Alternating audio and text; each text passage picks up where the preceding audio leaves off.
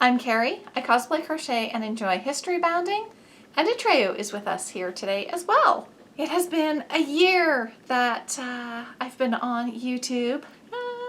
Last year, a number of Costubers did 20 questions because it was 2020. Now that we're in 2021, hey bubs, a number of Costubers are doing 21 questions. That's what we're going to do today. I figured it would be a wonderful way for you guys to get to know me a little better. What is your favorite genre of costuming? Ooh, that's changed over the years. When I first started cosplaying, I was definitely doing more anime. Now I seem to be doing more fantasy with elements of historic. What originally got you into costuming, cosplay, or living history?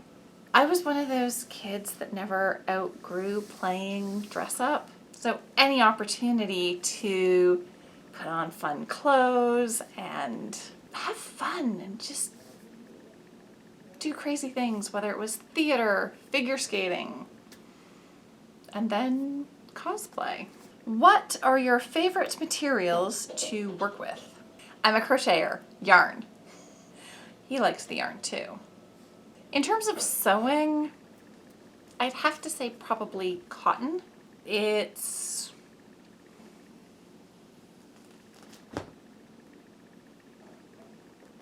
bye bubs.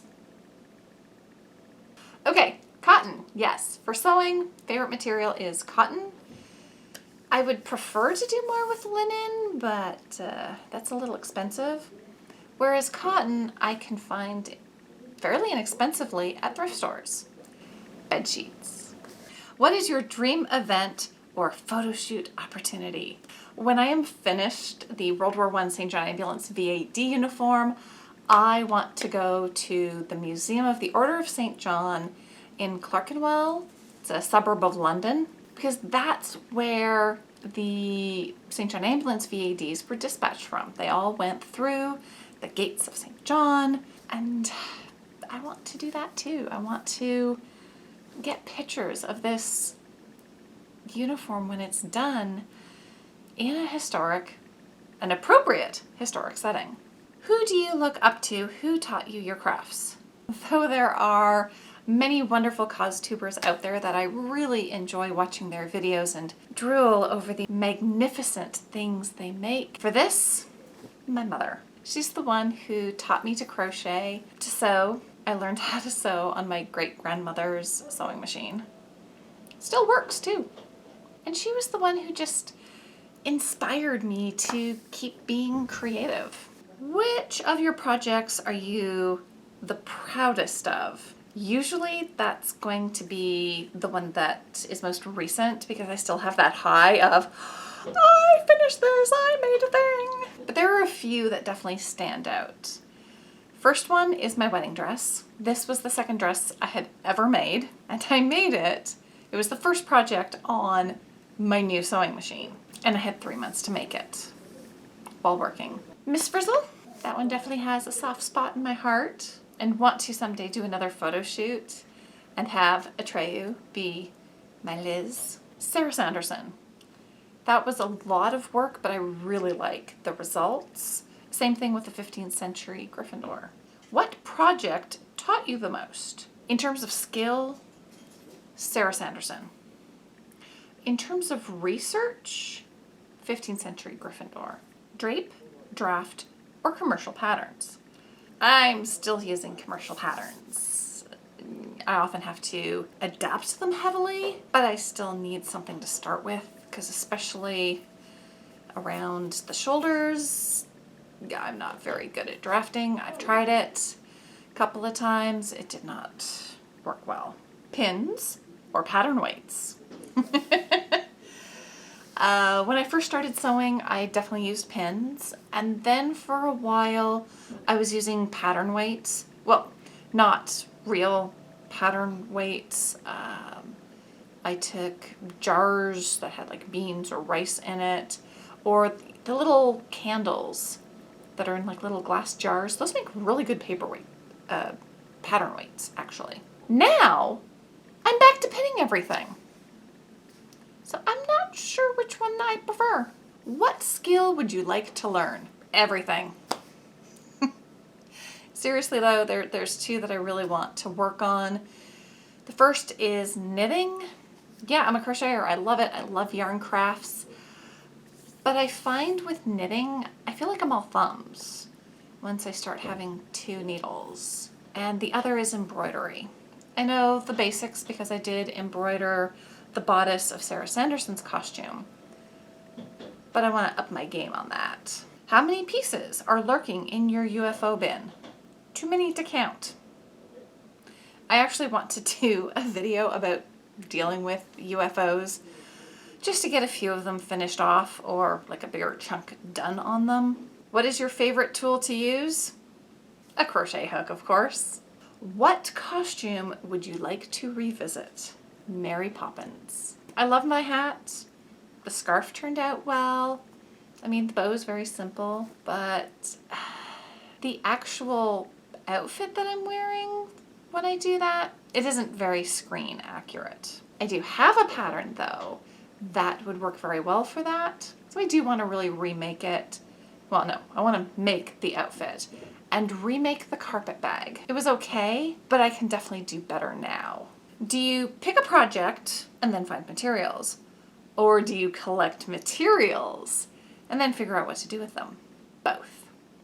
There are many times when I'm out thrifting that I see material that just speaks to me. It's like, Carrie, take me home. And of course I have to listen.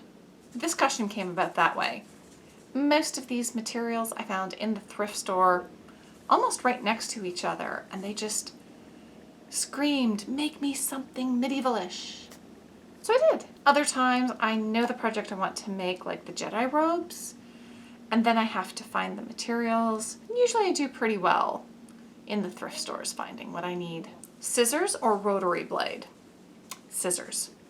I've only used a rotary blade a couple of times. I borrowed my mother's. Wasn't really that thrilled with it. That's just me. Do you have any sewing assistants? Let me go get the lizard.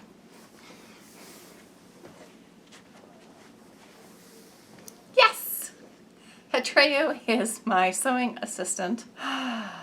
He's very helpful and really enjoys hanging out in my crocheting.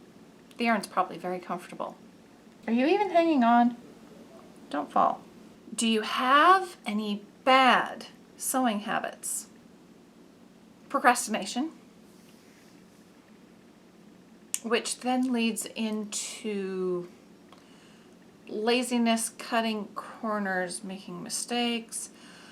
When I actually do start working on it because I just want it to be done. The Alice in Wonderland blouse is a fine example of that.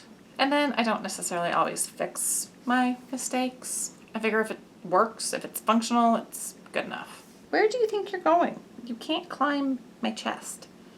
Only the shirt. Machine sewing, barefoot, socks, or shoes? Yes. For this, a lot depends upon the season. In the summer, when I'm not wearing socks or shoes around the house, I'm more likely to sew barefoot. In the winter, it's cold in Canada.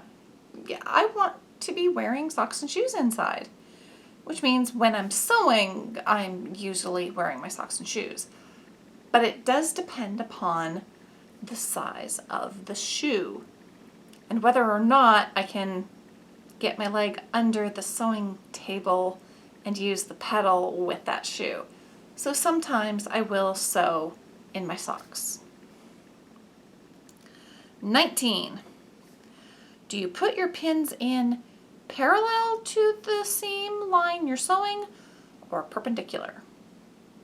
Usually I do parallel to the seam, especially on like the longer seams, but a short little one, oftentimes I will do that perpendicular.